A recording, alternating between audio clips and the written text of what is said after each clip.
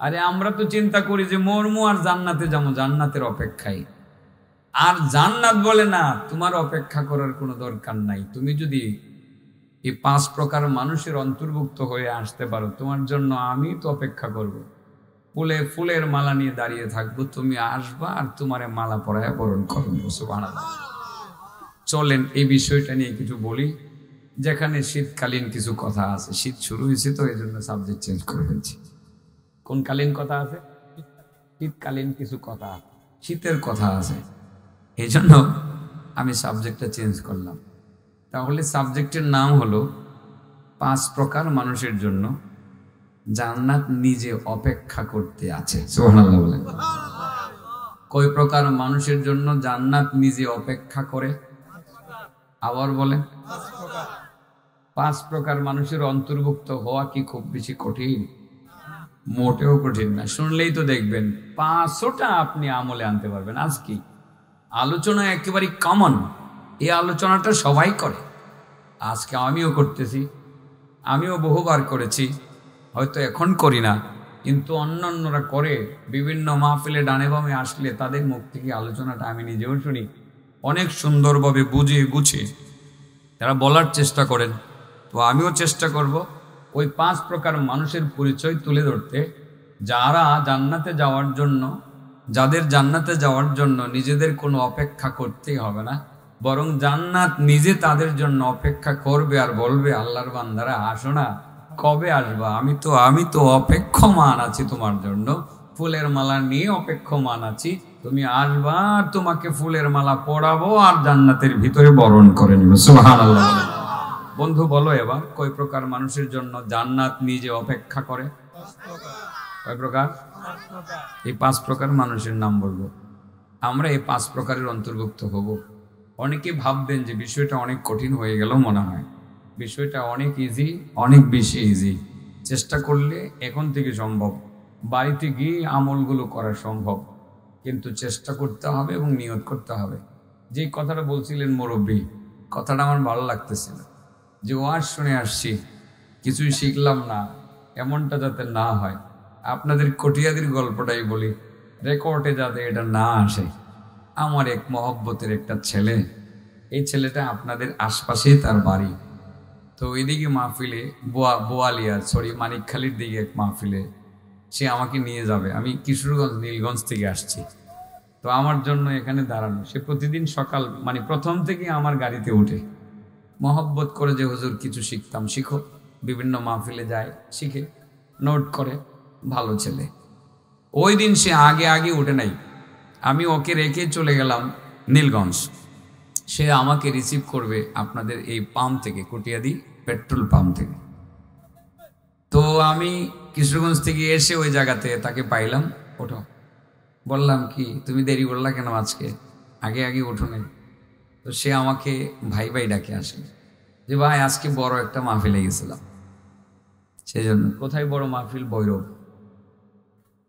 মাহফিল। বড় মাহফিল মানে হাজার হাজার মানুষ হচ্ছে। কে আসছিল? অমুকে আসছিল, নাম বলছি না আমি, ঠিক আছে না? তো আমারও একটা আগ্রহ জাগলো যে সে এত বড় মাহফিল থেকে আসছে, নিশ্চয়ই শিখার জন্য গেছিল, কিছু শিখছে। আমার আগ্রহ জাগলো যে ওই মাহফিলে কোন বিষয়ে আলোচনা হয়েছে, আমি নিজেও তার কাছ থেকে একটু অভিজ্ঞতা নেই, একটু শিখি। আমার ভিতরে শিখার মানসিকতাটা একটু বেশি। আমি কোথাও থেকে কারো কাছ থেকে কোনো কিছু পাইলে আমি নোট করি, খুব দ্রুত কলম দিয়ে নোট করে নিয়ে যাই। কারণ এই আগ্রহটা আমার ভিতরে ছোটকাল থেকে।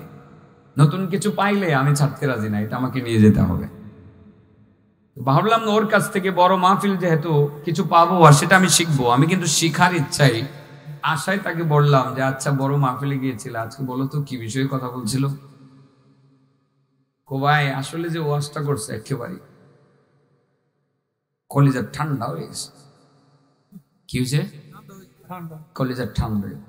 আমি বললাম বিষয়টা কি ছিল? ভাই বিষয়টা কি ছিল? কি সুন্দর ওয়াজ যে করছে, ঠান্ডা যে দিছে, কলিজার ঠান্ডা হয়ে গেছে। 2বারই ঠান্ডা হয়েছে। আমি বললাম সাবজেক্টটা কি ছিল? এখানে বসে কিন্তু আপনার পাম্পে, এই জন্য বলতেছি এটা।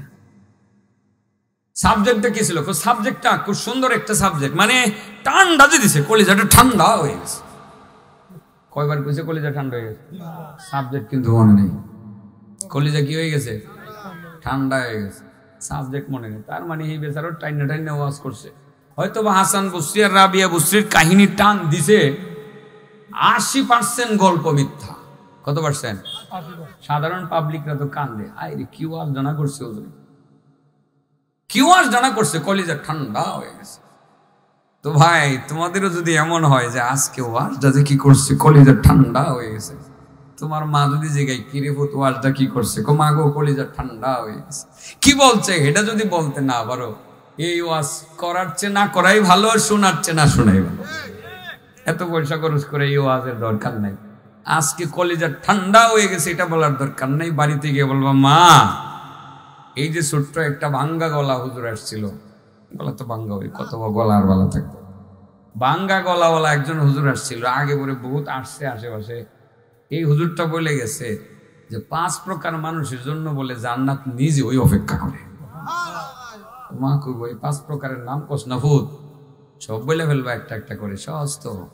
কলিজা ঠান্ডা করার দরকার নাই, ওয়াজ শূন্য আমল করার দরকার। বাবাজিকে আমি ঠিকঠাক কইছি তো নাকি? আচ্ছা, একটু একটু কষ্ট পাইলে মাফ করে দিন। আমি স্লো বলতেছি, কারণ হলো মানুষ তো মনে করতেছে কটিয়া দিক যে ওয়াজ কি 9টার আগে শুরু হইব।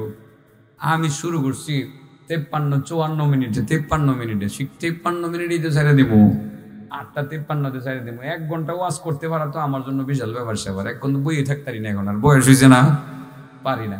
তাড়াতাড়ি আইসে পড়েন, ঠিক 8:53 মিনিটে মাঠ ছেড়ে দিব ইনশাল্লাহ। সাসারা ভাইয়েরা তাড়াতাড়ি আইন, দেখে নেওয়া আইব। ইন্নাল জান্নাতা তাশতাকু ইলা 5 নাফর। রাহমাতুল লিল আলামিন বলেন, 5 প্রকার মানুষের জন্য জান্নাত নিজে অপেক্ষা করতে থাকে। তাশতাকু ইলা 5 নাফর, জান্নাত তাদেরকে বলতে থাকে, আল্লাহর বান্দারা তোমরা দুনিয়াতে আসো, দুনিয়া থেকে আসো, আল্লাহর বান্দিরা তোমরা আসো, আমরা জান্নাত তোমাদের জন্য অপেক্ষা করতে আছি, জান্নাত অপেক্ষা করতে আছি। কবে তোমরা আসবা আর কবে তোমাদের গলার মধ্যে ফুলের মালা পরাইয়া আমরা জান্নাতে বরণ করে নেব। একটা একটা করে কই না, কয় প্রকার মানুষের জন্য জান্নাত নিজে অপেক্ষা করতেছে? দাঁড়ায় থাকবে, তোমার পাও বিষ করবো কতক্ষণ করে, পরে বিশ্ব রুলি পরে যাই বাগা। এর চেয়ে ভালো বইয়া শুনো, ঘন্টাখানিক শুনো, একটু পরীক্ষা নিরীক্ষা করবো আর কি, কষ্ট পাইতা না তো। বলো কয় প্রকার মানুষের জন্য জান্নাত অপেক্ষা করে? 1 নাম্বার, শ্রোতাগুলো মজবুত আছে ভাই সব, দেখছেন? এই শ্রোতাগুলো আমার দরকার বেশি, এরা এই কথাগুলো মুখস্থ করবো আর জায়গায় জায়গায় আড্ডা দিব বন্ধুদের সাথে, আর কই একজন আরেকজনে শোনাইবো। তোমরা কি কইবা যে কলিজা ঠান্ডা হয়ে গেছে নাকি 5 প্রকার মানুষের জন্য জান্নাত অপেক্ষা করতেছে? হ্যাঁ, কলিজা ঠান্ডা দরকার নেই, জান্নাত থেকে কলিজা ঠান্ডা করুন নাই, ঠিক আছে না? 1 নাম্বার সহজ আমল, তালিল কোরআন। তালিল কোরআন মানে যারা কোরআন শরীফ তিলাওয়াত করে। ফজরের নামাজ পড়ে বসে বসে শুরু করলেন, ইয়াসিন ওয়াল কোরআনিল হাকীম ইন্নাকা লামিনাল মুরসালিন আলা সিরাতিম মুস্তাকিম। আগের দিনে ফজরের নামাজের পরে আমার এই বাপ চাচারা কোরআন শরীফ খুলে খুলে তেলাওয়াত শুরু করে দিত। কোন কোন আল্লাহর বান্দারা এশার নামাজ পড়ে ঘরে বসে কতক্ষণ তেলাওয়াত করে পরে ঘুমাইত। আল্লাহর যে সমস্ত বান্দা বান্দিরা কোরআন তেলাওয়াতে অভ্যস্ত, কোরআনের উপরে আমলে যারা অভ্যস্ত, মহব্বত করে গুরুত্ব দিয়ে যারা কোরআন তেলাওয়াত করে, জান্নাত তাদের জন্য অপেক্ষা করে।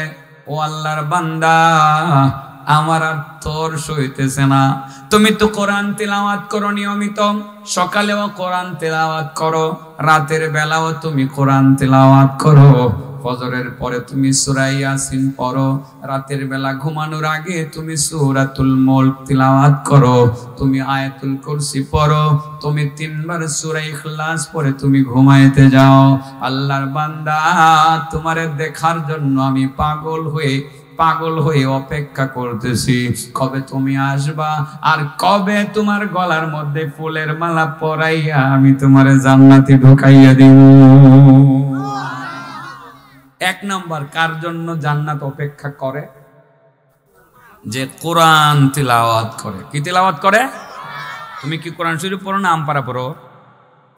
কোরআন শরীফ মাশাআল্লাহ। তুমি কি পড়ো? আমপারা। আমপারাতে সূরা আসেনি? সূরা আছে না? সূরা ফাতিহা পড়তে জানো না? সূরা ফাতিহা পড়বা। সূরা ইখলাস জানো নি? কুল হুয়াল্লাহু আহাদ জানো? পড়ো কুল হুয়াল্লাহু আহাদ আল্লাহুস সামাদ লাম ইয়ালিদ ওয়া লাম ইউলাদ ওয়া লাম ইয়াকুল লাহু কুফুয়ান আহাদ। সবাই জানে? আমার এই ছোট্ট বন্ধুটাও জানে।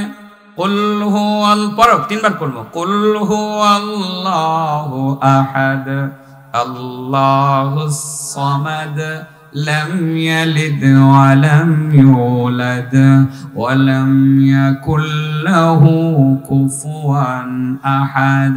তুমি পারো? পড়ো। বিসমিল্লাহির রহমানির রহিম কুল হুয়াল্লাহু আহাদ আল্লাহুস সামাদ লাম ইয়ালিদ ওয়া লাম ইউলাদ ওয়া লাম ইয়াকুল লাহু কুফুয়ান আহাদ।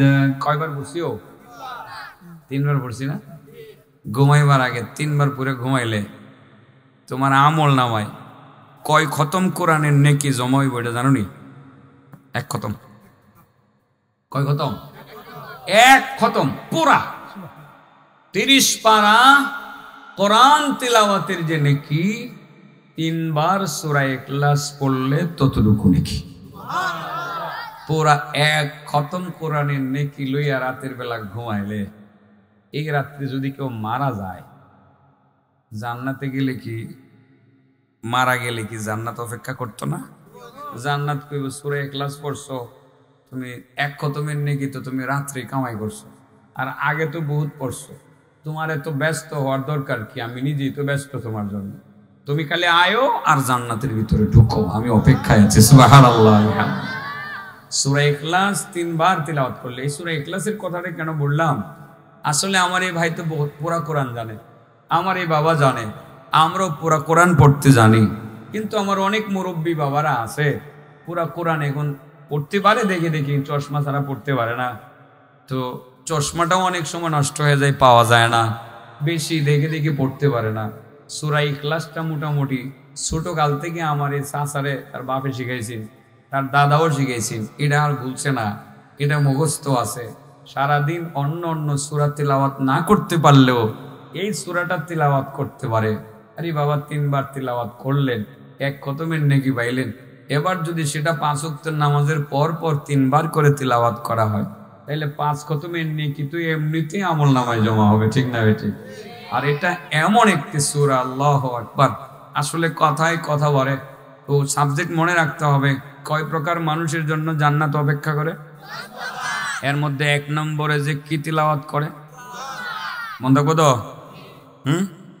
এটা গুরুত্ব বেশি দেবে। প্যাক প্যাক প্যাক প্যাকের গুরুত্ব দিও নাই, প্যাক প্যাক নষ্ট করে লেগেছে দেশ। বুঝছে না মানে প্যাক প্যাক যে কি বুঝি? প্যাক প্যাক বুঝেন? হাসে ডাকে প্যাক প্যাক প্যাক প্যাক প্যাক প্যাক প্যাক, হাসের ডাক শিখাই দেবে ভাই সাহেব, শিখাইনি তো আপনারা এগুলো হাসের ডাক। এরপরে ওই যে আরো জানি কি শিখায়, সাইকেল ধরনি, আচ্ছা। এরপরে ওই যে ব্যাঙ্গের ডাক, এইগুলো পড়বার লাগে আপনার স্কুলে যাওয়ার দরকার আছে। আপনি জাকাইল্লা, চর জাকাইল্লা, নদী, ডুবা, গাতার অভাব নেই, খালি থাকলে হাসের ডাক শিখুন যাইব, ব্যাঙ্গের ডাকও শুনবে। স্কুলে ভর্তি হওয়ার দরকারটা কি? আজাইরা সব দিকে আইন স্কুল থেকে এখন যতক্ষণ পর্যন্ত শিক্ষা কারিকুলাম বাতিল ঘোষণা করবো ততক্ষণ পর্যন্ত আর স্কুলের দরকারই নেই। এই যে আপনার ফেকামারা মাদ্রাসা, সরজাকালিয়া মাদ্রাসা, কোটিয়াদি মাদ্রাসা, সব দিকে মাদ্রাসায় ভর্তি করলাম। এগুলো নিয়ে আর জামালার কথা কই পারতাম না, কোন সময় কি বিপদ হয় কেমনে ঘুমো, এরার ইচ্ছা যা হয় তাই করে।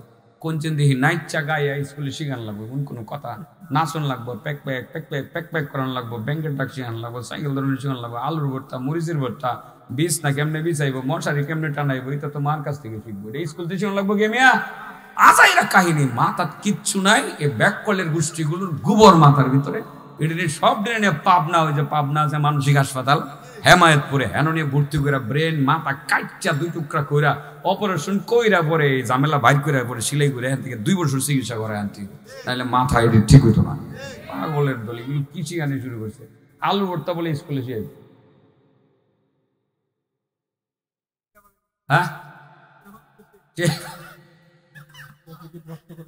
হ্যাঁ আসলে কি আরো কিছু বলি বাবা, সচেতনতার জন্য, কার সমালোচনার জন্য না। এই যে ছেলে মেয়েগুলোর পরীক্ষা টরীক্ষা উঠায় নিব, কম্পিটিশন থাকবো। আগের যুগে আপনাদের সময় ক্লাস 5 পড়ুয়া একজন লোক, আমার চাচা 5 পাস আছেন, ডাক্তারি করছে, পুরা ইংরেজি পড়তে পারছে, দেখে রিডিং পড়তে পারছে, ইংরেজি কথা বলতে পারছে, 5 পাস আমার চাচা। আমার মনে আছে পরিষ্কার, কারণ তখন কম্পিটিশন হইতো হেভি, পরীক্ষাতে ফার্স্ট সেকেন্ড থার্ড হওয়ার জন্য জান দিয়ে লাইতো। আর এখন পরীক্ষাই বলে উড়াই নিব, পরীক্ষা তো উড়াই নিলে তো এডি পড়তো না, সারাদিন মোবাইল টিপবো, ঠিক আছে না? পরীক্ষা আমি বলবো ক্লাস 1 থেকে পরীক্ষা হওয়া দরকার, ক্লাস 1 থেকে পরীক্ষা হওয়া দরকার। কম্পিটিশন না থাকলে লেখাপড়ার উন্নতি হবে না, আর কম্পিটিশন যখন থাকবে না তখন ছেলে মেয়েরা পড়বে না, তো পড়বে না। এরা বলে মোবাইল দিয়ে শিখবো, করতে কই গেলাম, এটা আমার সাবজেক্ট না। তো ওই গুগলে সার্চ দিয়ে বলে বাইর করবো, গুগলে সার্চ দিলে লেখাপড়া বাইর করবো না ছবি বাইর করবো, আজ এরা আকাম কুকাম সব করবো। এই বাচ্চাটার হাতে আপনার গুগল দিয়ে দিলে বাচ্চাটা কতক্ষণ আপনি পাহারা দিবেন, আর বাচ্চার মা পাহারা দিব? এত কতক্ষণ পরে হয়তো কার্টুনে দেবো গা, নাইলে সিনেমার গল্পে দেবো গা, আপনি এর কতক্ষণ পাহারা দিয়ে রাখবেন? এগুলো আজাইরা কাম। আপনারা যার যার জায়গা থেকে পরামর্শ দিয়েন, যারা নেতৃত্বে আছে যে বাবারা তাড়াতাড়ি এগুলো উঠাই লিয়ে যাও, পরীক্ষাও দাও, ছেলে মেয়েরা যাতে লেখাপড়া করে। আর ছেলে বাদ দেই বাবা, কয় প্রকার মানুষের জন্য জান্নাত অপেক্ষা করে? 1 নম্বর তালিল কোরআন, 1 নম্বরে যে কোরআন তেলাওয়াত করে। ও বাবা, বয়স হয়ে গেছে আপনার, দেখে দেখে আপনি কোরআন পড়তে পারেন না, আপনি সূরাতুল ইখলাস পড়তে জানেন, আপনি সূরাতুল ইখলাসের উপরে নিয়মিত আপনি আমল করে যান, জান্নাত অপেক্ষা করবে। প্রতি 3 বারে 1 খতমের নেকি আপনার আমল নামায় লেখা হবে। আর বাবা, আর একটা খুশির খবর আছে রে বাবা, আপনার যখন মরণ হইয়া যাবে, সুন্দর একটা বিদায় অনুষ্ঠান আপনার জন্য সাজানো হবে, জানাজার মাঠ সাজানো হবে। যে মাঠের মধ্যে একজন মানুষ যদি হাজির না থাকে, কমপক্ষে 50,000 ফেরেশতার বিশাল বড় একটা কাফেলা আপনার জানাজার নামাজে হাজির হয়ে আপনার জানাজা আদায় করে কবর পর্যন্ত সাথে যাবে। ও বাবা, আপনার জানাজায় যদি 50,000 ফেরেশতা এসে হাজির হয়, জাহান্নামে যাওয়ার কি কোনো আশঙ্কা আসেনি? ফেরেশতারা যেমন আপনারে সম্মানিত করলো, জান্নাত ফুলের মালা নিয়ে অপেক্ষা করবে। আল্লাহর বান্দা, কোরআন তিলাওয়াত করতা, বেশি বেশি তুমি সূরাতুল ইখলাস তিলাওয়াত করতা, তোমার জানাজায় 50,000 ফেরেশতার আগমন ঘটেছিল। আমরা নিজেরা জান্নাত তোমার জন্য অপেক্ষায় আছে, ফুলের মালা নিয়ে তোমার জন্য অপেক্ষায় আছে, তুমি আসো, ফুলের মালা দিয়া জান্নাতে বরণ করে নিব। বাবারা, আজ থেকে সূরাতুল ইখলাসের আমল কেউ ছাড়বেন না, কমপক্ষে 10 বার পড়বেন। কমপক্ষে কয়বার? 10 বার তিলাওয়াত করলে জান্নাতে একটা বাড়ি বানায় দেয় আল্লাহ। কয়টা বাড়ি বানায় দেয়? খালি হাদিস বাইরেতে আছে খালি। মান ক্বারাআ কুল হুয়াল্লাহু আহাদ হাত্তা ইয়াখতিমাহা 10 মাররাতিন বানাল্লাহু লাহু কসরান ফিল জান্নাহ। রাহমাতুল লিল আলামিন বলেন, মান ক্বারাআ কুল হুয়াল্লাহু আহাদ, আল্লাহর যে সব বান্দা বান্দিরা কুল হুয়াল্লাহু আহাদ পড়বে, শুরু থেকে শেষ পর্যন্ত কয়বার? 10 বার পড়ার লগে লগে আল্লাহ রাব্বুল আলামিন জান্নাতে তার জন্য একটা বাড়ি বানাইয়া দেন। وقام فقام عمر بن الخطاب وقال يا رسول الله ইদা আস্তাগফিরু। হযরত ওমর দাঁড়িয়ে গেলেন, দাঁড়িয়ে বললেন, নবী গো 10 বার সূরা ইখলাস তিলাওয়াত করলে জান্নাতে একটা বাড়ি বানায় দেওয়া হবে। এবার আমি যদি বেশি বেশি সূরা ইখলাস পড়ি জান্নাতে আমার জন্য বেশি বাড়ি বানানো হবে কিনা? আমার নবী উত্তর দিলেন, আল্লাহু আকসার ওয়া আতিয়াব। ও ওমর, তুমি যত বেশি পড়বা আল্লাহ তত বেশি বাড়ি জান্নাতে তোমারে বানায় দিব। ফেস কিন্তু নিজে ইচ্ছা করে লাগাই দিছি, আসলে ফেস লাগিয়েছে। ফেস একটা লাগছে, কি ফেস লাগছে জানেননি? ফেসটা হইলো তাহলে আর নামাজ রোজা খেলে করতাম। লাগছে না ফেস চাচা? খালি কুল হু আল্লাহ সূরা খালি 10 বার পড়মু, একটা করে বাড়ি। দৈনিক যদি 20 বার পড়ি তো 2টা বাড়ি। জান্নাতের বাড়ি তো এমনি যেতে পারবো। তো আর নামাজ পড়া কষ্ট করে লাভ কি আছে? শীতের দিন কুজু করমু, কষ্ট করমু, ফেস একটা লাগছে। ও ফেসটা ভাঙিয়ে দিই, হ্যাঁ ভাঙিয়ে দিই। বুঝতেছেন নি আমার কথা? চাষা উঠে গেলে ও চাষার লোক বাচ্চা গুলো মানে চাষা আবার আইবেন নি, কয়ে যান ফেস ভাঙুন যে। হ্যাঁ তাড়াতাড়ি আসে। বাড়ি বানানো যায়, বাড়ি বানাইলে কি বাড়িতে যাওয়া যায়? হ্যাঁ খেয়াল করেন, বিষয়টা ভালো করে বুঝুন। এখান থেকে আমেরিকাতে বাড়ি বানাইতে পারবেন, আপনার যাওয়ান লাগতো না, খালি এটা লাগবে। মানি সেন্ড করে দিবেন, এখানে মোবাইলেও সেন্ড করুন দেওয়া চান গেছে টাকা। ঠিক আছে না? কোন এক বন্ধু আপনার জন্য বাড়ি টাড়ি কিনাকে রেডি করে ধুয়ে দিছে। বাড়ি হয়েছে নি? হ্যাঁ বাড়ি হয়েছে। আমেরিকার বাড়ি যে হয়েছে যাইতে পারবেন নি। এখন কি লাগবো? পাসপোর্ট লাগবো। আর কি লাগবো? ভিসা লাগবো। লিখবো নি? এরপরে কি বিমান লাগবো, টিকিট লাগবো। এটি ছাড়া যাওয়া যাবো? আর বাড়িতে আপনি পাসপোর্ট ভিসা ছাড়া যেতে পারবেন না। আমেরিকা তো এনো বুঝবে কয়টা এনো বুঝবে। জান্নাত কি এত কাছে না আর দূরে? তো হ্যাঁ আপনার পাসপোর্ট ভিসা ছাড়া যাবেন কেমনে? বাড়ি তো হয়েছেই, আপনার বাড়ি হয়ে গেছে। 10 বার পড়ছেন একটা বাড়ি হয়ে গেছে, 20 বার পড়ছেন 2টা বাড়ি হয়ে গেছে। আপনার বাড়ি ওখানে হয়ে গেছে। আপনার বাড়িতে যাইতে হলে পাসপোর্ট লাগবো আর ভিসা লাগবে। আমি ব্যবস্থা করে দিতেছি, টেনশন করেন না। পাসপোর্ট দিব, ভিসা দিব। আর ধরেন আমেরিকার বাড়িতে আপনি বিমান দিয়ে উঠটা পাসপোর্ট ভিসা করে গেছেন গা, যাওয়ার পরে যে কোম্পানি থেকে বাড়িটা কিনছেন এই বাড়ির কোম্পানির মালিক কি আপনার বাড়ি বুঝাই দিত না? বুঝাই দিব। তাহলে কি দিব সাথে? চাবি দিলে পরে এই বাড়িটা খুলবেন। ঠিক আছে না? তো চাবি ছাড়া কি আপনার ওই বাড়িতে গিয়ে আপনি তালা খুললে ঢুকতে পারবেন? তো কোম্পানি আপনার চাবি বুঝাই দিব। তাহলে বোঝা গেল কি লাগবো? চাবিও লাগবে। ঠিক আপনি জান্নাতে যে যাইবেন, কুল হু আল্লাহ পড়ছেন 10 বার, বাড়ি তো একটা হয়েছে, যাইবেন যে পাসপোর্টও লাগবো, ভিসাও লাগবো, এরপরে আপনার চাবিও লাগবো। কি লাগবো? যে কোনো চাবি দিয়ে খুলুন যাইবো না কি এই তালার জন্য নির্ধারিত চাবি লাগবো? চাবির তো অভাব নাই। তাহলে এক একটা চাবির দাঁত হইলো 3টা, কোনোটা 4টা, কোনোটা 5টা। ঠিক আছে না?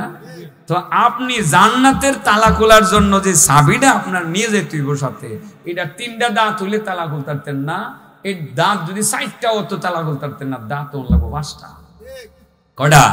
5 দাঁত বিশিষ্ট একটা চাবি লইয়া যদি যাইতারেন তাইলে আপনি প্রথম 5 ফুট ভিসা কইরা 5 দাঁত বিশিষ্ট চাবিটা লইয়া গিয়া একটা মুসুরা দিবেন, আপনার বাড়ির তালা খুললে যাইব, ঢুকে আপনি মুস করতে থাকবেন। ঠিক না বেটি?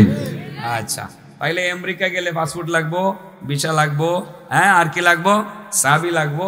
তো জান্নাতের বাড়িও হইছে, এটার জন্য আপনার পাসপোর্ট লাগবো, ভিসা লাগবো। পাসপোর্ট হলো আমলের শরীর। কিসের শরীর? আমলের শরীর। আর ভিসাটা কোনটা জানেননি? ভিসাটা হইলো মরণের সময় কালিমা উচ্চারণ করতে হইব, ইমানের মরণ হন লাগবো। লা ইলাহা ইল্লাল্লাহু মুহাম্মাদুর রাসূলুল্লাহ।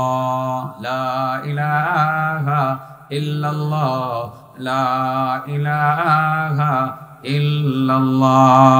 এই লা ইলাহা ইল্লাল্লাহ হলো আপনার পরকালের যাত্রার সময়ে, জান্নাতের যাওয়ার সময়ে পাসপোর্টের ভিসা। ওই ভিসা যদি আপনার লাগে তবে আপনি জান্নাতে যাইতে পারবেন, তা না হয়ে যাইতে পারবেন না। এবার আপনি জান্নাতে গেলেন, জান্নাতের জন্য আপনি রওনা দিয়ে দিলেন। এবার আপনার জান্নাতে আপনি ঢুকবেন, ঢুকতে গেলে তালা লাগানো আছে জান্নাতের মধ্যে, ওই তালা আপনাকে খুলতে হবে। আপনি যদি 5 ওয়াক্তের নামাজ আদায় করে থাকেন, ওই নামাজকে বলা হয় মূলত জান্নাতের চাবি। হাদিসের মধ্যে আছে যে জান্নাতের চাবি বলতে গেলে এটা এমন চাবি, ওয়ালাহা আসনান, তার কয়েকটা ওয়ালাহু আসনান, তার কয়েকটা দাঁত আছে। দাঁত মানে খামসাতু আসনানিন, 5টা দাঁত। ওই 5 দাঁত বিশিষ্ট চাবি নিয়ে যদি আপনি যাইতে পারেন, তালা খুলে জান্নাতে ঢুকতে পারবেন। তার মানে 5 ওয়াক্তের নামাজ নিয়ে আপনাকে যাওয়া লাগবে। যদি আপনি 4 ওয়াক্তের নামাজ নিয়ে গেলেন, ফজরের নামাজ আপনি পড়েন নাই, 4 ওয়াক্তের নামাজ আপনি সব সময় পড়ছেন, বাবা মনে রাখবেন এই চাবি দিয়া জান্নাতের তালা খুলবে না। ঠিক না বেটে? তাহলে নামাজও লাগবো, মরণের সময় ঈমান নসিব লাগবো। ঠিক না বেটে? তাইলে আপনার ওই এই ভিসাটা পাসপোর্টটা সঙ্গে করে লয়ে যাওয়ান লাগবো না, আপনার বাড়িতে থয়ে গেলে চলবো। মরণের সময়টা লয়ে যেতে হইব। বুঝাইবার লাগে তো দেখা যায় আরো বোঝান লাগবো। ও আজ তো খালি বাড়তে আছে, কিন্তু মানুষ এনে বেশি পারে না। কেউ তোমরা আয় বললে তো আমি ওয়াজটা বাড়াই তারি, সব বাইরে থেকে শুনতে আছে আর কি। এরা না থাকার দৃষ্টান্ত না দিক, 5 প্রকার মানুষের কথা কইলে আর দৃষ্টান্ত দিয়ে গেলে আর বোঝান লাগতো না। ছেলে পেলেরা লেখাপড়া করবো আর মাথার বুদ্ধি ঢুকান লাগতো না। কেউ বিদেশ গেলা, ধরো তোমারে কই আর কি, বিদেশ যাওয়ার নিয়ত আছে। আচ্ছা বিদেশ তুমি গেলা, তুমি আমেরিকা যাবা, কি যাবা না আমেরিকা বাদ দেই, ওই যে হজে যাবে, ওই যাবো মক্কা শরীফ যাইব। চিন্তা করলো আমার হজে যাওয়া দরকার, পাসপোর্টের ঝামেলা আছে একটু, পাসপোর্ট একটা কোনো লাগবো। পাসপোর্ট গিয়ে কিশোরগঞ্জ একটা পাসপোর্ট করছে নতুন পাসপোর্ট। এখন তো পাসপোর্ট 10 বছরের মেয়াদি পাসপোর্ট, দেখেন পাসপোর্টটা অনেক সুন্দর। এটারে কি ই পাসপোর্ট নি কয়? ই পাসপোর্ট আমি নতুন করে আবার করছি ইদানিং, ই পাসপোর্ট দিয়েছে, এটা সুন্দর। এই পাসপোর্টটা কইরা এই হাজি মনে করছে যে পাসপোর্ট যেহেতু হয়েছে এবার আমাকে মক্কা শরীফ, কিশোরগঞ্জ থেকে সোজা ট্রেনে উঠছে 11 সুন্দর বিমানবন্দর। কোন জায়গায়? বিমানবন্দরে গিয়ে ইমিগ্রেশনে ঢুকে গেছে। ইমিগ্রেশন তো পাসপোর্ট দেখলে এবার রাস্তা দিবই, পরে পাসপোর্টটা চেক করতো না, চেক করে দেখবো বিষয় টিসা কেমন আছে, সব ঠিকঠাক আছে কিনা। ওরে আল্লাহর বন্দা পাসপোর্ট দিছে, হয়ে যাবেন আপনি, আমি মক্কা শরীফ যাবো। হাজি সাহেব তো ইজ্জত করুন লাগে না, ইজ্জত করছে। পাসপোর্ট খুললে বেচারা ফিসটা খালি খুললে দেখে ভিসা নাই, কি নাই ভিসা নাই, যাইতে দিব না আটকে দিব। ওই বলছে দাড়িওয়ালা দেখা যায় জঙ্গিটা গিয়ে নিয়ে আবার বোমা ফুটে তাইছি নি, পরে নিব রিমান্ডে নিয়ে 1 মাসের জেলে দিব। কয় মাসের? 1 মাসের জেলে ঢুকা হাজিয়ে চিন্তা করে কিরে ভিসা লাগবো, ভিসা আবার কি জিনিস। আচ্ছা আবার জেল থেকে বাইরিয়া ভিসা লাগানোর জন্য যা যা দরকার তাই করবো, প্রয়োজনে 1 লাখ টাকা খরচ করার প্রয়োজন হইলো ভিসা লাগাই যা। জেল থেকে বাইরে আবার সোজা মানুষের লোকে যোগাযোগ করে একটা ভিসা লাগাইছে, 1 লাখ টাকা খরচ করে। চিন্তা করলো এই ভিসাটার অভাবেই তো আমি জেল কাটছি, এটা হারাই গেলে তো বিপদ। এবার 5 ফুটের ভিসা, দুটারে গলের স্টিলের আলমারি আছে না, এটার ভিতরে তালা দিয়ে তুই আবার গেছে এয়ারপোর্টে। ইমিগ্রেশন অফিসার স্যার আমার ভিসার জন্য আমার জেল কাটতে হয়েছে, এটা হারাই গেলে বিপদ, এটা আলমিরার ভিতরে থুয়েছে। আমার 4 দিন আমি মক্কা শরীফ থেকে আই, ছাড়বো না জেল আরো 2 মাস বাড়বো। হ্যাঁ, তার মানে কি মক্কা শরীফ যাইতে হইলে পাসপোর্টও নেওয়া লাগবো, ভিসাও সাথে করে লয়ে যাওয়া লাগবো, তাইলে ছাড়বো, নাইলে ছাড়তো না। ঠিক মরণের সময় আপনি যখন জান্নাতে যাইতে চাইবেন, পাসপোর্টটাও সঙ্গে নিতে হইব এবং ভিসাটা লা ইলাহা ইল্লাল্লাহ ঈমান সঙ্গে নিতে হইব। নিয়ে যখন ইমিগ্রেশন অফিসারের কাছে যাইবেন, 2 জন ইমিগ্রেশন অফিসার আছে জিগান, একজনের নাম মুনকার আরেকজনের নাম নাকির। 2 জন ইমিগ্রেশন অফিসার গেলে চেক দিব, দেখবো যে ওকে পাসপোর্ট আছে না নাই, ভিসা আছে না নাই, দেখবো হ্যাঁ ভিসা তো সিল মারা আছে। আরে এখন এনে ভিসা করে আপনার স্টিকার দিয়া, আজ থেকে 10-12 বছর আগেও ভিসা করতো সিল মাইরা। আমি যখন প্রথম বাইরে যেতাম, গেলে পরে এইভাবে একটা সিল মারা হাতে লিখা দিয়ে দিত ভিসা, এই একটা সিল মারা। যখন দেখবো যেন সিল মারা আছে ভিসা, লা ইলাহা ইল্লাল্লাহ। ইমিগ্রেশন অফিসার 2 জন করবো ডান দিকে যাও, জান্নাতের রাস্তায় দিকে লেনের দিকে যাও। আর যদি দেখবো যে না বেচারা তো পাসপোর্ট আছে, বুঝলাম শরীর আছে, কিছু কিছু ইবাদত করছে, কিন্তু বেচারা তো ভিসা আনছে না, লা ইলাহা ইল্লাল্লাহর সিল মারা নাই, পরে বাম দিকে যাও, ওই জেলখানার দিকে যাও। কোন দিকে যাও? সিজ্জিনের দিকে যাও। তাইলে মরণের সময় ভিসা লাগবো নি। ভিসাটার নাম জানি কি? লা ইলাহা ইল্লাল্লাহ। এটার জন্য কি করতে হবে বন্ধু জানো? নামাজ রোজার পাশাপাশি মাঝে মধ্যে সময় পেলে গান না গায়া একটু জিকির করতে হবে, লা ইলাহা ইল্লাল্লাহ, লা ইলাহা ইল্লাল্লাহ, লা ইলাহা ইল্লাল্লাহ, লা ইলাহা ইল্লাল্লাহ, লা ইলাহা ইল্লাল্লাহ, লা ইলাহা ইল্লাল্লাহ, লা ইলাহা ইল্লাল্লাহ, লা ইলাহা ইল্লাল্লাহু মুহাম্মাদুর রাসূলুল্লাহ সাল্লাল্লাহু আলাইহি সাল্লাম। কয় প্রকার মানুষের জন্য জান্নাত অপেক্ষা করে? এক নম্বর, যে কি তিলাওয়াত করে। আমরা কোরআন তিলাওয়াত যে যতটুকু পারি করব, শিখব। আর যারা বেশি না জানি অন্তত পক্ষে সূরা ইখলাস তিলাওয়াত করব। 3 বার তিলাওয়াত করলে 1 খতমের নেকি পাওয়া যায়। 10 বার তিলাওয়াত করলে জান্নাতে একটা বাড়ি হয়।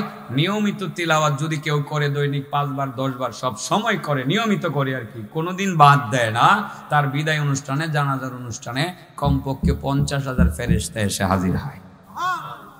মোটামুটি কি আমরা বুঝছি? এটা লইয়া বাড়ি যখন যাইব, আজকে কলিজা ঠান্ডা হয়ে গেছে, এটা কমু না কমু যে 5 প্রকার মানুষের জন্য জান্নাত অপেক্ষা করে। কিছু পরীক্ষা আমার করণ লাগবে, তোমার তো কষ্ট করে হ্যান থেকে নেন বয়াইছি। কৌশে দেখি 3 বার সূরা ইখলাস তিলাওয়াত করলে কয় খতমের নাকি পাওয়া যায়? 10 বার সূরা ইখলাস তিলাওয়াত করলে কোন জায়গাতে একটা বাড়ি হয়? কোটে দি ঢাকা জান্নাত। মাশাআল্লাহ মাশাআল্লাহ। আর সূরা ইখলাস নিয়মিত তিলাওয়াত করলে জানা যায় কেডা রাষ্ট্রপতি আয় না প্রধানমন্ত্রী আয়? কমপক্ষে বলেন, কমপক্ষে 50,000 ফেরেশতা এসে হাজির হয়। তাইলে মোটামুটি এই আমলটা আমরা করতে পারি তো, পারি না? পারি। এবার এক প্রকারের আলোচনা গেল, আরো প্রকার রয়েছে কটা? 2 নম্বর, হাফিজুল লিসান।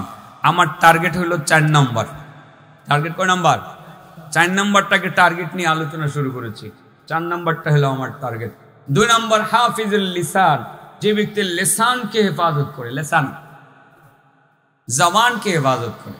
তার মানে এই জবানে মিথ্যা বলে না, এই জবান দিয়ে মানুষকে গালি দেয় না, এই জবান দিয়ে মানুষের গীবত করে না, এই জবান দিয়ে মিথ্যা বলে না, এই জবান দিয়ে গীবত করে না, এই জবান দিয়ে মানুষকে গালি দেয় না।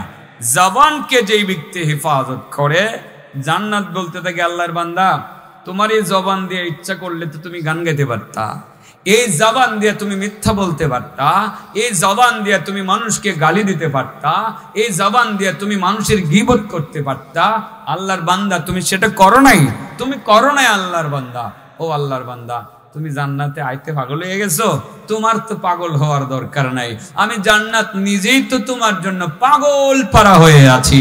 কবে তুমি আসবা আর কবে তোমার জান্নাতের ভিতরে বরণ করব, ফুলের মালা দিয়ে তোমাকে জান্নাতে ঢুকাবো। কথা মনে রাখতে হবে বন্ধুরা, মিথ্যা কথা বলা যাবে না, মানুষকে গালি দেওয়া যাবে না, মানুষের গীবত করা যাবে না। এটা বাবা আমাদের নিত্যদিনের একটা চর্চা হয়ে গেছে। গীবত না করলে আমাদের পেটের ভাত হজম হয় না। চাষ চলে বসে গীবত না করলে আড্ডাটাই জমে না। কথা কি ঠিক বলছি আমি? চাষ চলে বসে গীবত না করলে আড্ডাটাই জমে না।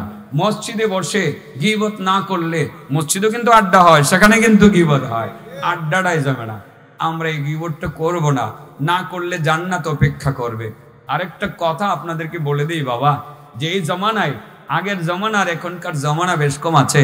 আগে আমরা বলতাম যে ওলি আল্লাহদের দোয়া কবুল হইতেছে, কত মুজিজা কেরামতির কথা আমরা শুনেছি, নবীদের কথা আর ওলিদের কথা। কোথায় এখনকার কেরামতি নাই, দোয়া কবুল হয় না। কত দোয়া করতেছি, দোয়া কবুল হয় না। দোয়া কবুল না হওয়ার কারণটা কি আসলে জানেন? বলবো। আল্লাহর ওলি ইব্রাহিম ইবনে আদহাম, উনি যখন বসরার কোনো এক বাজারে গেলেন, বাজারে যাওয়ার পরে ওনার মরিদান ছিল, মরিদান অনেক মরিদান ছিল। ওনার মরিদানরা ওনাকে বেইরা ধরলো, বেইরা দইরা ওনারে বলল যে হুজুর, বহুদিন পরে আপনাকে পাইছি, মা লানা নাদউ ফালা ইউস্তাজাবু লানা। কি হলো আমাদের, আমরা যে দোয়া করি আমাদের দোয়া যে কবুল হয় না। কথাটা ঠিক নেই? 5,000 টাকা খরচ করে এতিমখানাত গিয়ে দোয়া করে দিয়েছি, কাম হয়েছে, কি হয়েছে না? কথা তো ঠিকই। হুজুর এই বড় একটা নোট দিয়েছি দোয়ার মধ্যে, দোয়া করছে বলে হুজুর একটা হাদিয়া দিছি। হ্যাঁ, হাদিয়া দেওয়া সুন্নত, এটা না দেওয়ার কথা বলছি না, দিবেন, নেকি তো অবশ্যই আছে। আপনি হাদিয়া কাউকে দিতে চাইলে দিবে, যে কাউকে হাদিয়া দেওয়া যেমন সুন্নত, নেওয়া সুন্নত, সেটা কোনো অসুবিধা। কিন্তু আপনার মনের যে প্রশ্ন যে আমি যে দোয়ার আয়োজন করলাম, কোথায় আমার দোয়া যে কবুল হচ্ছে না, কারণ কি? ইব্রাহিম ইবনে আদহাম কি ওনার মুরিদরা দর্শে ঠিক মতো বেইরা ধরে বলছে, মালানা নাদউ ফালা ইউস্তাজাবু লানা। ও আল্লাহর ওয়ালি, আমরা তো দোয়া করি, নামাজ পড়ে দোয়া করি, বিভিন্ন সময়ে দোয়া করি, আমাদের দোয়া কেন কবুল হচ্ছে না? ইব্রাহিম ইবনে আদহাম বলছিলেন, বন্ধুরা তোমাদের অন্তরের মধ্যে 10টা রোগ সৃষ্টি হয়েছে। লিআন্না কুলুবাকুম মাতাত বিআশারাতি আশিয়া, 10টা বড় বড় রোগের কারণে তোমাদের অন্তরটা মারা গেছে। আর মনে রাখবা, মরা অন্তরের দোয়ার কোনো পাওয়ার নাই, সেই দোয়া আসমানে ওঠে না, আল্লাহর দরবারে কবুল হয় না। 10টা বড় বড় রোগ তোমাদের অন্তরটারে মাইরা ফেলছে, ধ্বংস করে ফেলছে। এর মধ্যে 9 নম্বর যে রোগটার কথা আমি বলছি, পুরা বয়ান তো বলতে পারবো না।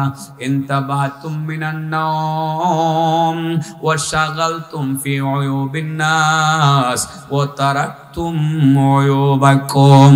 তোমরা তো সকালবেলা ঘুম থেকে জাগো, ঘুম থেকে জাগার পরে তোমরা শুধু মানুষের দোষ ত্রুটি নিয়ে ব্যস্ত হয়ে যাও। অমুকের দোষ, তুমুকের দোষ, অমুকের ছেলে খারাপ, অমুকের মেয়ে খারাপ, অমুকের বাপ খারাপ, অমুকের মা খারাপ, সে লোক ভালো না, সে লোক বলো খারাপ, সে আস্তে একটা চোর, সে আস্তে একটা ডাকাত, সে আস্তে একটা বদমাশ। শুধুমাত্র মানুষের দোষ চর্চা করতে থাকো। ঘুম থেকে জাগার পরে মানুষের দোষ ধরার জন্য তুমি চেষ্টায় থাকো। ও তারাকতুম উয়ুবাকুম, সেই ফাঁকে তোমার নিজের দোষটা তুমি ভুল্লা যাও। নিজের কোনো দোষ নাই, শুধু মানুষের দোষ। মানুষের দোষ ত্রুটি খুঁজে বেড়াও, বলে বেড়াও, সারাদিন তুমি বলতে থাকো। বন্ধুরা তুমি বলতে থাকো, বন্ধু মনে রাখবা, এই রকম মানুষ যারা শুধু মানুষের দোষ ত্রুটি খুঁজে বেড়ায় আর বলে বেড়ায়, নিজের দোষ ত্রুটি দেখে না, বুঝেও না, সেই সমস্ত মানুষ তারা তোমরাই তো সেই সব মানুষ। সেই কারণে মনে রাখবা, তোমাদের অন্তরটা অসুস্থ হয়ে মারা গেছে। আর মরা অন্তরের দোয়া আসমানে উঠে না, আল্লাহর দরবারে কবুল হয় না। ওরে বাবা, বাজারে বসে মানুষের গীবত, মসজিদে বসে গীবত, মাদ্রাসায় বসে গীবত, চাষটলে বসে গীবত। যেই জায়গায় আমরা 10-12 জন বসি, সেই জায়গাতে 2-3 জন মানুষের দোষ ত্রুটি না বললে আমাদের গল্পটা জমে না, চা খাওয়াটা জমে না, চায়ের আড্ডা জমে। সেই কারণে দোয়া কবুল হয় না। গীবত থেকে নিজেদেরকে বাঁচাইতে হবে বাবা। গীবতকারীর দোয়া কবুল হয় না। কোন মজলিসে যদি গীবতকারী থাকে, ওই মজলিসে গীবতকারীর অপরাধে অন্যদের দোয়াও আল্লাহর দরবারে কি হয় না, কবুল। এটা ক্লিয়ার বুঝাতে পারছি? গীবত করন না, ছাইরা দেওয়ান। বাবা একটা খুশির খবর কইলে, এবার ছাইরা দিতারলে যে কি লাভ, ছাইরা দিতারলে 1 সেকেন্ডে আপনার লাভটা কইলে আমার মনে হয় এই লাভটা আজকে সবাই কামাই করে বাড়ি যাব। কারণ ব্যবসার লাভ এটা যেমন ছাড়তে রাজি না, এই লাভটাও তো ছাড়তে রাজি না, ঠিক আছে না? আপনার ধরেন এমন মন চাইছে যে একটা লোকের গীবত খাইবে, এই বাড়ি হ্যাঁ একটা গীবত খাইবে, লোকটা খারাপ বলার একটা নিয়ত করছেন, খারাপ। ও চিন্তা করলেন, হে লোকটা খারাপ, বুঝলাম খারাপ, কিন্তু হ্যাঁ রে খারাপ কইলে, হে খারাপ আসলে খারাপ, হ্যাঁ রে খারাপটা কইলে আমার কি লাভ? কইতাম না। আপনি খালি কইলেন কইতাম না, কয় সেকেন্ড লাগবে? নিয়তটা করলেন যে কইতাম না। আল্লাহ রাসূল বলেন, গীবত করার নিয়ত করার পর যদি সিদ্ধান্ত নাও কইতাম না, আল্লাহ রাসূল বলেন নগদে 20,000 পাইছো। কয় হাজার? কি টাকা, ডলার নাকি? হয়েছে না? এই যে এত রেকর্ড করে তো আমার রেকর্ড সব মস্ত হয়ে রেকর্ড। 20,000 রাকাত নফল নামাজের নেকি। চাচা 20,000 রাকাত নফল নামাজ হইছে এই পর্যন্ত? আমি তো 1,000 পড়ছি না, মনে না হইছে না ভাই সাহেব, আমার 1,000 রাকাত নফল নামাজ হইছে মনে হয় না। এই 50 বছরের বয়স হয়েছে। আপনি তো আজকে বাড়িতে যাইবার আগে 20,000 রাকাত নফল নামাজের নেকি লইয়া পড়ে যাবেন। সুবহানাল্লাহ বলতে কষ্ট লাগে মিয়া। আনাস ইবনে মালিকের প্রশ্নের উত্তরে আল্লাহ রাসূল বলছিলেন, জানাস আল্লাহর কোনো বান্দা যদি কারো কোনো গীবত করার ইচ্ছা রাখে, হঠাৎ করে যদি গীবত থেকে নিজেকে বিরত রাখে, করব না বলে নগদে 20,000 রাকাত নফল নামাজের নেকি তার আমল নামায় জমা হয়ে যায়। যারা আজকে নিয়ত করছিলাম শাসটুলে বইয়া দুই একটা তুষ্কয়ে যাবো, চিন্তা করবো যে না, বলবো না, কারণ তার দোষ বললে আমার কোনো লাভ হবে না। আসলে তো তাই, হ্যাঁ না, খারাপ বুঝলাম, ওই আসলেই খারাপ, কিন্তু এর খারাপটা আমি প্রচার করলে আমার লাভ কি? আমার তো কোনো লাভ নেই। আমি তার খারাপটা বলবো না। 20,000 রাকাত নফল নামাজের নেকি পাওয়া যাবে। সুবহানাল্লাহ বলবেন? বলেন, জান্নাত কয় প্রকার মানুষের জন্য অপেক্ষা করে? শেষ করবো, আর 2 মিনিটের ভিতরে শেষ করবো, কোনো টেনশন করবেন না। এই ফার্স্টটাই শেষ করে এলাম, 2টাই নিয়ে গুছি, আর 3টা বলতে 2 মিনিট লাগতো না ইনশাল্লাহ। পরে কি ভাই সাহেব তো আসে, ভাই সাহেব আওয়াজ কর, কি ও পরীক্ষা লইতাম নি? হ্যাঁ শেষ করে এলাম, আর না শেষ করে এলাম ওইটি।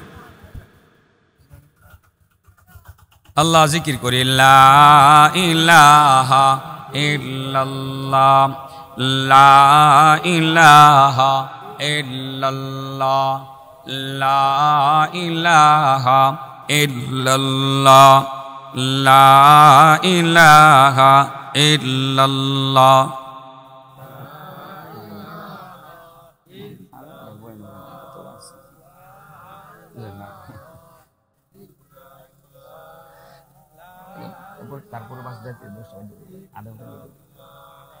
লা ইলাহা ইল্লাল্লাহ, লা ইলাহা ইল্লাল্লাহ, লা ইলাহা ইল্লাল্লাহ, লা ইলাহা ইল্লাল্লাহ, লা ইলাহা ইল্লাল্লাহ, লা ইলাহা ইল্লাল্লাহ, লা ইলাহা ইল্লাল্লাহ, লা ইলাহা ইল্লাল্লাহ, মুহাম্মাদুর রাসূলুল্লাহ সাল্লাল্লাহু আলাইহি সাল্লাম।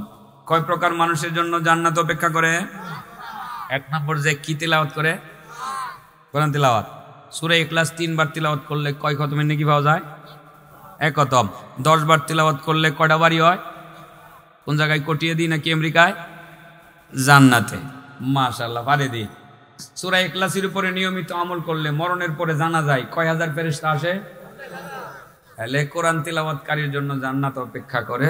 2 নম্বর, হাফিজুল লিসান, যে জবানটারে হেফাজত করে, জবান দিয়ে মিথ্যা বলে না, মানুষকে গালি দেয় না, মানুষের গীবত করে না, তার জন্য জান্নাত অপেক্ষা করে। গেল গানি 2টা। আমার টার্গেট জানি কয় নম্বর? 4 নম্বর। 4 নম্বর টার্গেট নিয়ে আবার শুরু করছি। একটা টার্গেট নিয়ে শুরু করি আর কি। মূলত এই টার্গেটটা বুঝবেন যে এটা কেন শুরু করছি, বুঝছেই তো, এখনই তো বুঝবেন। 3 নম্বর, মুতঈমিল জিআন। মুতঈমিল জিআন মানে ওই সব ব্যক্তি এর জন্য জান্নাত অপেক্ষা করে যারা ক্ষুধার্তদের মুখে খাবার উঠিয়ে দেয়। কত মানুষ না খায় থাকে, খবর পাইলে একটু যাইবেন, 2-4 জন মানুষ একটু খাওয়াইবেন। এতিমখানা আছে, বহু জায়গায় এতিমখানা আছে, এতিমরা লেখাপড়া করে 1 বস্তা চাল দিবেন, 1 লোকমা খাবার খাওয়াইলে 200 রাকাত নফল নামাজের নেকি পাইবেন। তো 1 বস্তা চালের মধ্যে 1000 লোকমা হইব। কয় হাজার লোকমা হইব? 1000 লোকমা হইব। তাহলে আপনি কয় হাজার, আল্লাহ হিসাব তো করতে পারতাম না, 1 লোকমা খাওয়াইলে 100 রাকাত, 200 রাকাত, তাইলে আবার 1000 লোকমা খাওয়াইলে কত হাজার রাকাত, হিসাব করেন। এটা উনি ক্যালকুলেশন করে আপনাকে কয়ে দিব না আর একদিন। আপনি এতিমদেরকে খাওয়াইবেন, গরিবদেরকে খাওয়াইবেন। যারা এতিম গরিবদেরকে খাবার দেয়, জান্নাত তাদের জন্য অপেক্ষা করতে থাকে। কটা হইলো? 3টা। ফার্স্ট ওই কোন লাগবো ভাই সাহেব? 4 নাম্বার, মুকসিল ওরিয়ান, যারা বস্ত্রহীনদেরকে বস্ত্র দেয়, কাপড় দেয়। কাপড় তো সবারই আছে, কাপড় কি আছে? কম্বল কি সবার আছে? ও এই শীতে গরিব মানুষ কম্বলের জন্য অনেক কষ্ট করতে এলেগে শুরু করছে। শীতটা আজকে কয়দিন যাবত বেশি, বাবা টাকা পয়সা আছে, 5টা কম্বল কিনা গ্রামের গরিব মানুষটি যদি শীতে কিরমিনাতে হয়, আপনি তারা 5টা কম্বল নিয়ে দেন, আপনারে জান্নাতে কইব আল্লাহর বান্দা কবে আইবা? আয় না, তুমি তাড়াতাড়ি আসো, তোমার জন্য আমি অপেক্ষা করতে আছি। ফুলের মালা দিয়া গলায় পরাইয়া আমি তোমার জান্নাতের ভিতরে বরণ করে নিব। সুবহানাল্লাহ বলেন। বাবা, বস্ত্রহীনদের এই শীতে অনেকেই কষ্ট করে, আমরা জানি না। অনেকে লজ্জায় বলতে পারে না, ঘরে একটা কম্বল নাই, পাতলা কাঁথা গায়ে দিয়া এই শীতে কষ্ট করতে আছে। কত কত মানুষ বাইরে কাজ করে, তার একটা সোয়েটার একটা জ্যাকেট নাই, এই শীতের বেলা মাঠে গিয়ে কাজ করে আর কাঁপতে থাকে। বাবা পারলে আপনার এই নতুন একটা জ্যাকেট কিনা দেন, না এলে পুরান জ্যাকেটটাই আপনি তারে দিয়ে দেন, পুরান কাপড়টাই দিয়ে দেন, এটা তুই গায়ে দিস, নতুন দামি গায়ে দি মনে তুই পুরানটা গায়ে দিস। এই বস্ত্রহীনদের বস্ত্রের ব্যবস্থা যারা করে, বন্ধুরা যারা তোমরা আসো, তোমরা তো বহুত পয়সা খরচ করো, 10 জন বন্ধু মিল্লা 10টা কম্বল কিনা 8টাকে গরিব মানুষের কাছে পৌঁছায়া দাও। আল্লাহ আকবার। নরসিংদীতে আমার কিছু কিছু মহব্বতের ছেলেরা আছে, তারা প্রতি শীতে এই কাজটা করে, প্রতি শীতে 2-4-500 কম্বল তারা বিতরণ করে, এই কাজটা করে। স্কুল কলেজের ছাত্ররা এই কাজগুলো করে। তোমরাও তো অনেক পয়সা খরচ করো, মোবাইলে এমবি কিনে এটা সেটা কিনে খরচ করো, এই মাসে একটু কমই খরচ করো, 500 টাকা করে বন্ধুরা চাঁদা দাও বা 300 টাকা করে চাঁদা দাও, 300 টাকা দিয়ে একটা করে কম্বল পাওয়া যায়। 20 বন্ধু মিলে 20টা কম্বল কিনো, 20টা কম্বল কিনে শীতার্তদের মধ্যে বিতরণ করো, জান্নাত তোমার জন্য অপেক্ষা করতে থাকবে। কটে গেছে 4টা। 5 নম্বর ওমান সাল্লা আলা হাবিবির রহমান। 5 নম্বর সাল্লা আলা হাবিবির রহমান, যে ব্যক্তি আল্লাহর বন্ধু মুহাম্মদুর রাসূলুল্লাহ সাল্লাল্লাহু আলাইহি ওয়াসাল্লামের উপরে মহব্বতের সহিত দরুদ শরীফ পাঠ করে, জান্নাত তার জন্য অপেক্ষা করতে থাকে। এবার বলেন বাবা, কয় শ্রেণীর মানুষের জন্য জান্নাত অপেক্ষা করে? 1 নম্বর যে কি তিলাওয়াত করে,